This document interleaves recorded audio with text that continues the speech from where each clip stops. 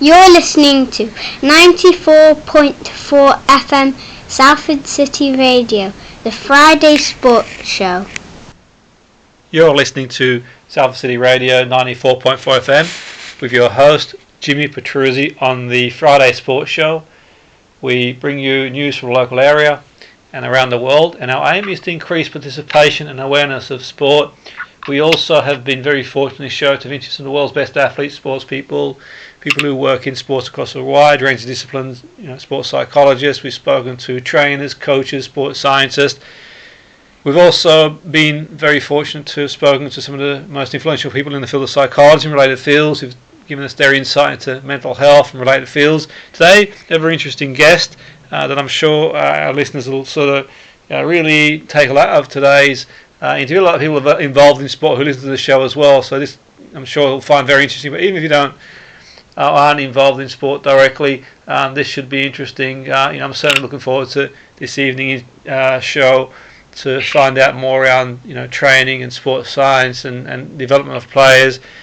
Something that I'm sure all of us have an interest in. So it's Oliver Dalglish, he's the lead academy sports scientist at Swindon Town Football Club. Welcome to the show, great to have you on board. Hi, how are you, okay? Yeah, good, Oliver. Great for you to be on board. Sort of sports scientist. For our listeners who aren't familiar with sort of sports scientists in the game of football, obviously they've been around now for a while, but I guess some of our listeners will probably want more of an insight into what a sports scientist does at a football club. Could you give us an insight in terms of what you do as a sports scientist? Yeah, of course, not a problem. So ultimately, sports science within football, we try to look at it from two perspectives, really. So one main aim of my role is to look at enhancing performance, so that's mainly physical performance on the pitch, and then also reducing injuries as much as we can, because ultimately the longer a player can stay on the pitch, the better for their development and obviously the team as well. So those are the two main sort of aspects we look at things from. Yeah, no, absolutely. And in terms of yourself, how did you sort of get involved in the area? How did you sort of get into sports science? So for me at college, I was just on a standard sort of sport BTEC at the local college, and I was really interested in sport in general. I wasn't sure what sort of route I wanted to go down, to be honest, but then I ended up going to university, and that was for me sort of the real big change for me. So when I made sort of a pledge to myself at uni to try and get as much experience as I possibly could and just try loads of different things. So that led to opportunities within football clubs, so the local university team. There was the women's and girls team at Southampton Football Club, who I was fortunate to get a bit of experience with. And I helped out in the lab a lot at university as well, so running VO2 max tests, looking at blood lactate, loads of different things like that. And for me, I then had an internship at Southampton Football Club within the academy there, and then after that was had a couple more internships here and there before fully settling down and going for a role at Swindon Town. Fantastic. No, it's a great football club, and it's sort of really interesting how you mentioned there you did the internship, and you obviously worked really hard to get to where you are, and the hard work sort of continues. And you mentioned fitness tests there, Oliver. I mean, in terms of the fitness test, just for our listeners, what does that sort of involve? Fitness test for footballers. You mentioned sort of VO2 max. Is it something that you sort of do periodically yourself, or? Yeah, definitely. So if in a sort of more lab-based setting, some football clubs tend to get their players to do VO2 max testing, which is typically on a treadmill. However, obviously the problems with that can arise from logistics of getting to a lab and the costing, and then obviously in terms of how specific it is to the sport. Now, a test that I use a lot within the academy because of costing and the ease of getting it done and getting the measurements, is the Yo-Yo Intermittent Recovery Test, level 1. So that's the test that I tend to use. Now that's similar to a sort of bleep test or beep test or whatever you want to call it. Most people have sort of known it through school. Yes. But with this one, you've got a 20 meter bit of running distance, and then a 5 meter recovery, which you repeat twice. So walk 5 meters, turn around, walk back, and then go again. Yes. Now with that, you get a level that you drop out at, and that sort of level has shown to sort of correlate with VO2 max. So it's essentially an indirect of obtaining a prediction of VO2 max from there. Yeah. And then from there, we can look at programming conditioning, and obviously just gaining a rough idea of their fitness levels at the time. Yeah, that's interesting. And in terms of the yo-yo test, is there any sort of reason? I mean, you mentioned the logistics and so on and so forth, but I mean, obviously there are other VO2. They mentioned the bleep test there. Is there sort of any reason why you sort of went for the yo-yo test rather than maybe the bleep, Oliver? Or yeah, so for me, it's been used widely within football. Yeah. So for me, there we've got plenty of longitudinal data which we can sort of compare to as well. And in terms of being able to, I've used it previously as well quite a lot. So for me, I know the ins and outs of how I can then use it to prescribe conditioning going forward. But it's more so in terms of like the longitudinal data. We can compare it to previous cohorts and compare it to other clubs to get a real good gauge of where they're at. Yeah, and absolutely. I think that's really interesting. What you mentioned there, obviously, with the data being there, longitudinal data as well. But then, I mean, it's one thing doing the test, but obviously, in sort of interpreting them and sort of working around that is obviously important too. And I mean, just obviously, I'm sure there's going to be a number of things that are going to be sort of confidential at what you do. But in terms of like testing, is there anything else that you sort of from a testing point of view, are there any other areas that you feel are useful? Maybe for our listeners who are involved in amateur or semi-pro football, who might be thinking about sort of fitness test. Is there sort of any test that sort of that you think might be useful to do? Yes, 100%. So we look at jump height as well, because jump height is shown to be sort of a good indicator of power or lower body explosive strength. And obviously the players need to be able to jump regularly on a football pitch as well. So that could be the sort of performance indicator, whether they win a header or lose a header or collect a cross if they're a goalkeeper, or not quite make it. So we look at jump height for sort of explosive strength throughout the lower body. Yeah. We always look at flexibility. Now, footballers are notoriously known to have really poor flexibility. So, especially within our academy, we try to keep on top of that as much as we can, because obviously in terms of overall well-being, especially, and looking at injuries, it's quite a big factor. So that's one thing that we 100% keep a close eye on. Other than that, we look at sort of programming strength as well. So we look at doing I tend to go for a 3 rep max test, just because some of the training age we have, they don't have the biggest training age in the world. So I tend to go for a 3 rep max and predict the 1 rep max. So then from there we can get a good gauge of their strength levels, normalise it to their body weight as well, to get a good indicator of their relative strength. And also from that we can then look at programming intensities and load ranges within the gym environment.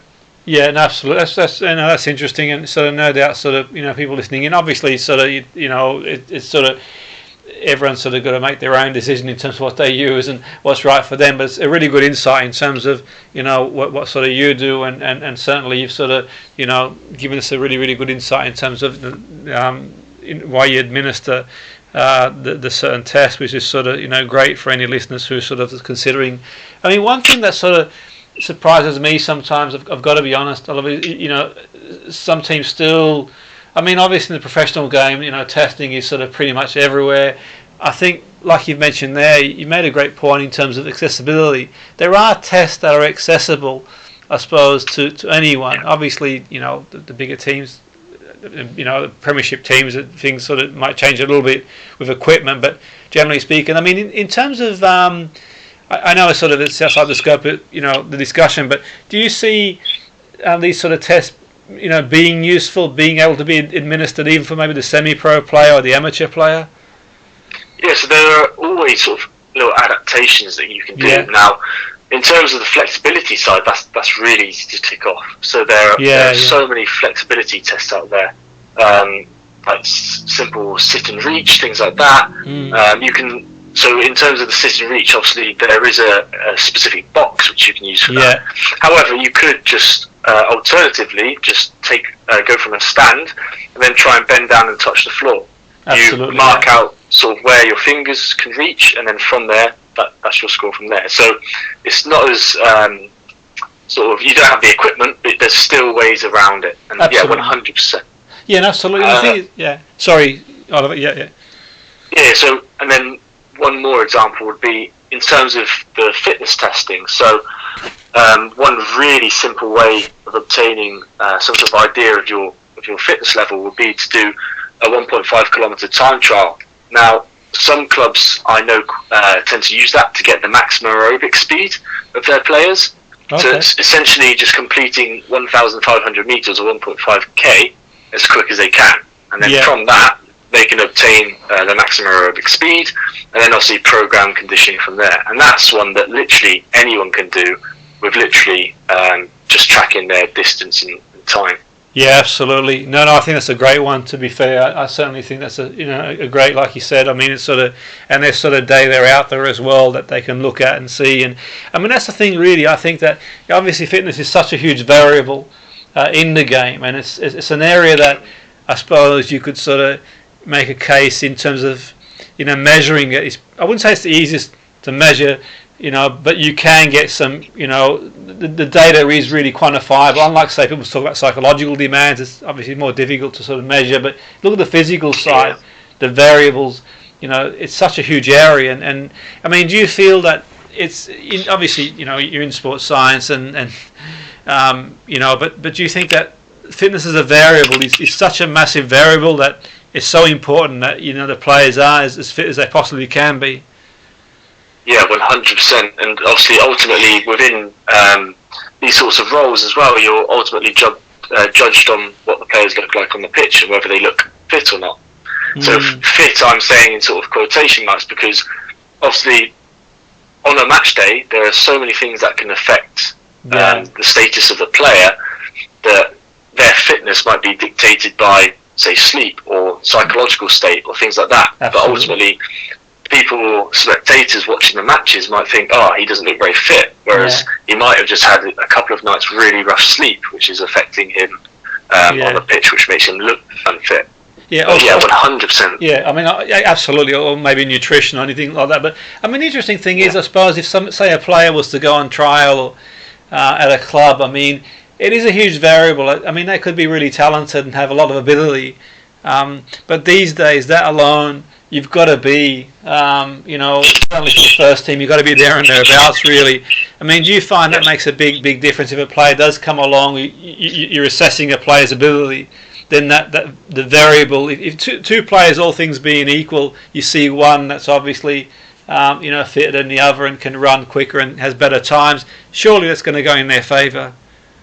Yeah, 100%, and that's why it's so important that we sort of build these physical profiles of the players and give them bases to work from, because that's 100% true. Like, a lot of the players that do tend to stand out are the ones who can hit the high outputs, who can consistently sprint up the pitch, and then all of a sudden there's a counter attack against them. They're able to make that recovery run, and they are the ones that tend to stand out quite a lot. Yeah, and absolutely. And with yourself, Oliver, so you get the data, and then obviously from there you interpret that. I mean, do you sort of train, the sports science role, I guess, is different clubs, but generally speaking, the sports scientists will sort of work with the team collectively and individually as well, or?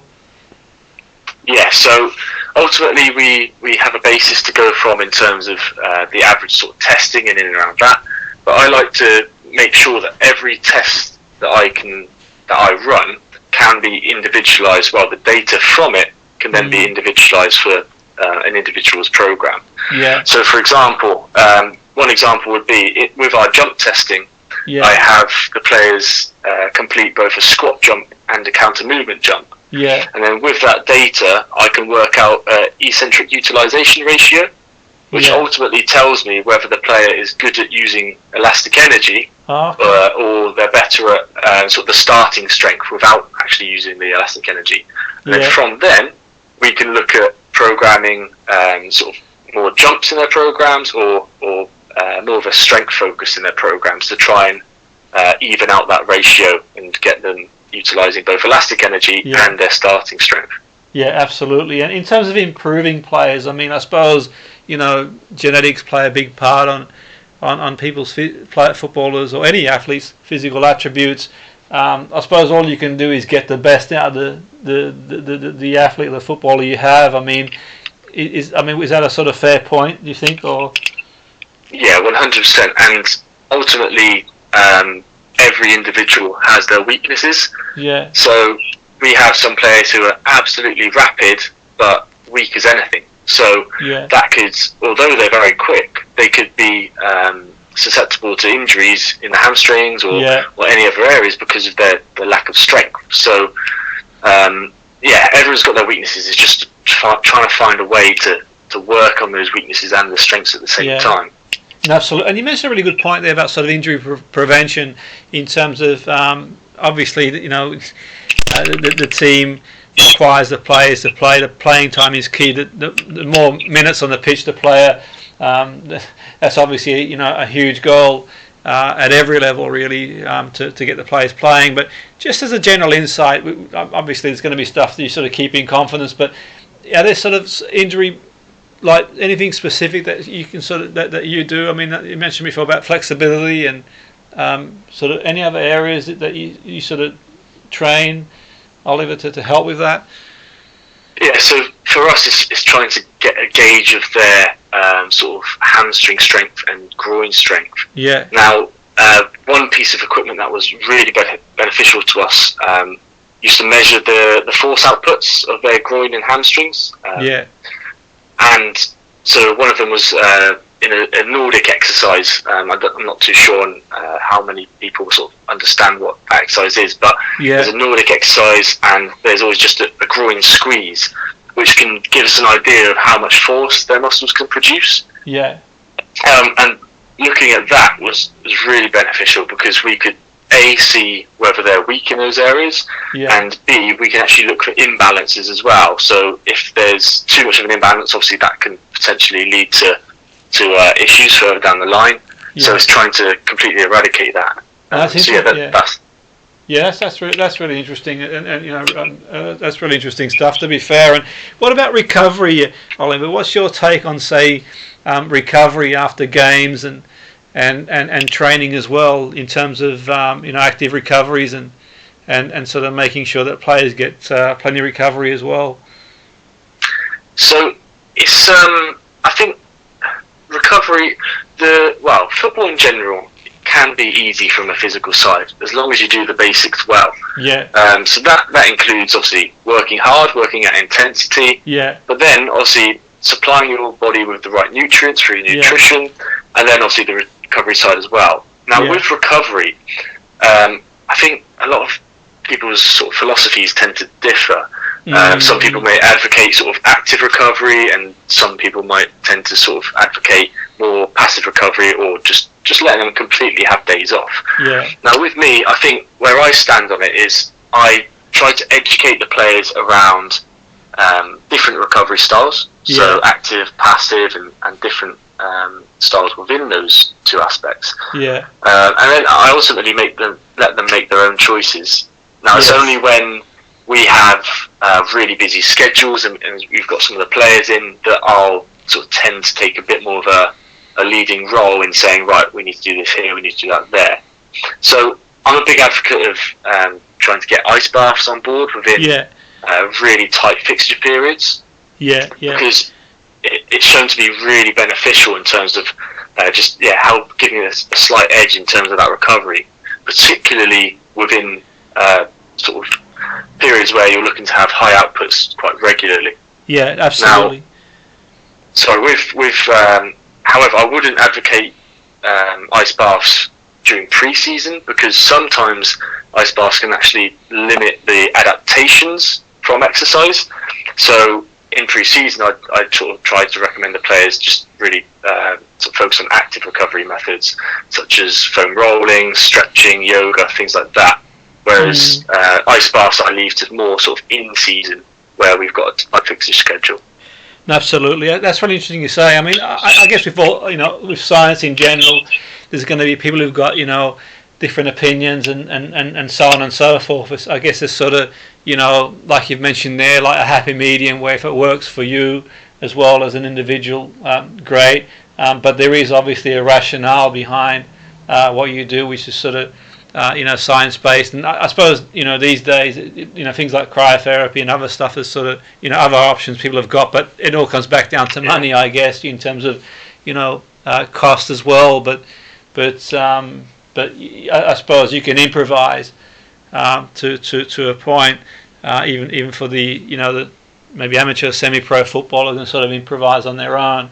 But 100%. Yeah. And I think with the ice bath specifically as well, they can be run quite cheaply. So yeah, absolutely, all you need is, like, one example could be sort of the big recycling bins that you get. Yeah. Filling up one of those with water and just getting some ice from.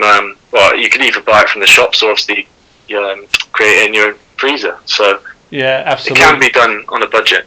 Absolutely, yeah, and I suppose players can measure for themselves if they're getting benefit out of that, and I suppose with having someone like yourself there who can sort of give that expert guidance and sort of, I mean, that's a big thing I would imagine too in terms of the way you communicate with players, and is that a big role in terms of the communication with the players to understand how they feel the training is going, as well as just you've got the data as well, but do you feel that communicating with the players and sort of being able to discuss their training with them is a big part of it too?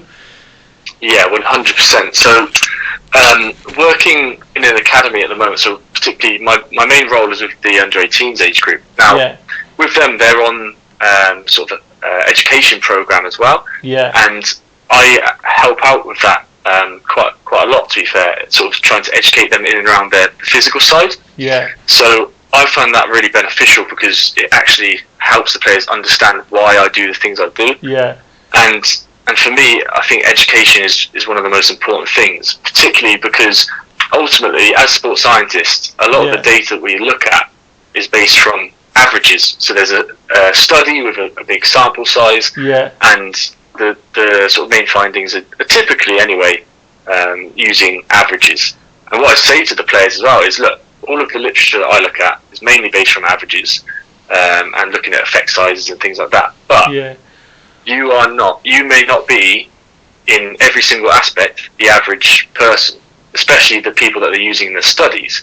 If you feel a different way, then feel free to change things here and there to suit your needs, because ultimately whatever works for you works for you.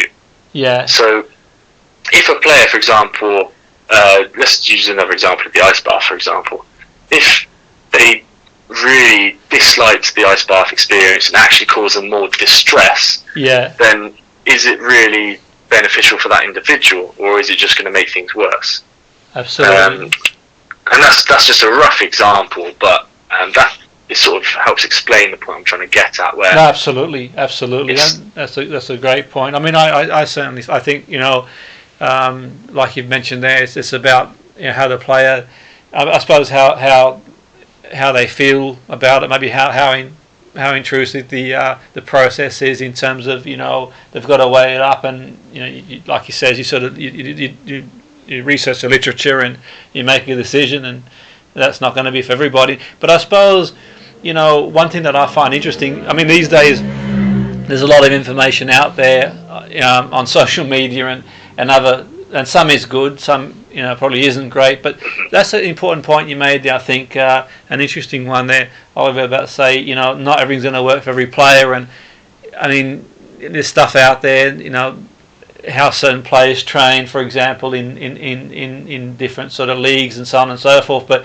like you've mentioned there, how one footballer trains might be completely different to someone else in terms of their needs, their requirements, and I suppose what I'm getting at, irrespective of how Premier League footballer trains, if I train the same way, I'm not going to sort of get the same output, so to speak. So do you think that's really important, that the training is sort of, that's why I think sports science has a massive role in football.